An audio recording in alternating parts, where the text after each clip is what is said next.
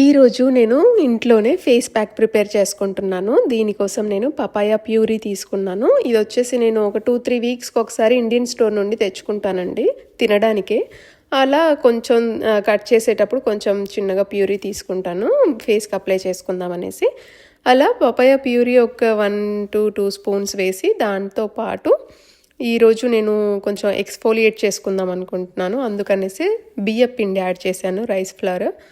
ఇవి రెండు మిక్స్ చేసుకొని మంచిగా నేను అప్లై చేసుకుంటున్నాను. మనం అప్లై చేసుకునే ముందు ఏంటంటే మనము ఫేస్ క్లీన్గా చేసుకొని ఫేస్ వాష్ చేసుకున్న తర్వాతనే మనము ఈ ఏ ఫేస్ ప్యాక్ అయినా అప్లై చేసుకోవాలి.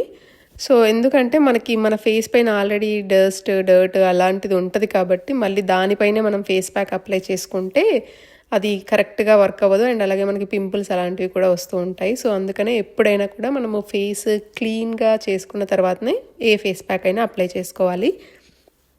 మీరు డైరెక్ట్గా ఈ ఫేస్ ప్యాక్ మీరు రైస్ ఫ్లవర్ యాడ్ చేయకుండా కూడా మీరు అప్లై చేసుకోవచ్చు. డైరెక్ట్గా పపాయ యాడ్ చేసుకున్న మంచి రిజల్ట్స్ ఇస్తుంది.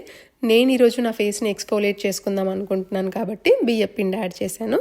ఈ ప్లేస్లో మీరు శనగపిండి కూడా యాడ్ చేసుకోవచ్చు. చాలా బాగా వర్క్ అవుతుంది ఏ మెథడ్ అయినా కూడా.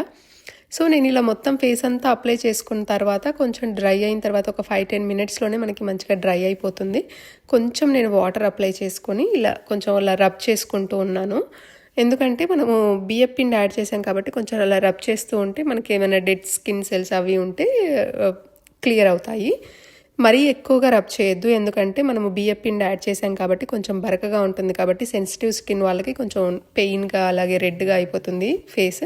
అందుకనేసి కొంచెం మెల్లగా నిదానంగా అలా కొంచెం రబ్ చేసుకొని ఫేస్ వాష్ చేసుకోవడమే.